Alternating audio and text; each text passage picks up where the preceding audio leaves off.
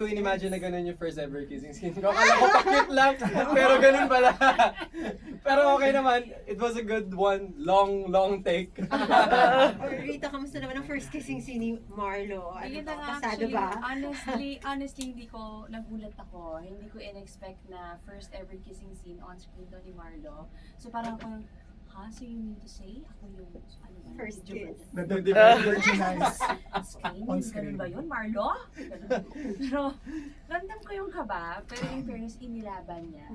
Sabi nga niya, it was a long take, kasi talagang minake sure din yung Direct Emmy, no, na nakuha niya yung lahat ng gusto niyang makuha. At, Hindi may nangyari. Hindi. Kamusta naman, Direk? Nagka-cut pala ikaw direct, hindi namin naririnig sa taas. Ay, gano'n? Totoo ba? Parang Bridgerton pala to, parang Bridgerton. Kung ganong levels, akala ko nga Viva Max yung Pinoy. Grabe Because, I mean, I had my reservations kasi nga sabi ni Marlon, direct, this is my first. So sabi ko kay Rita, bahala ka na, pakiguide na lang siya, di ba? So ang sabi ko lang sabi ko, bigyan niyo lang ako ng isang intense sa salpok ng halik, tapos from then on, pwede nang gradually i-tone down, di ba?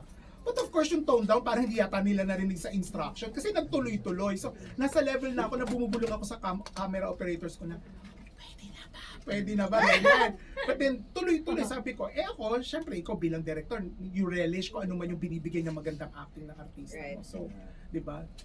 I couldn't be happier with the scene, yes. Di ba?